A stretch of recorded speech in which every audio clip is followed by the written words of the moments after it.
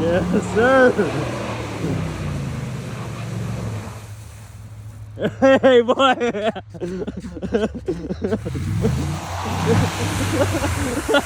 Ты чё там?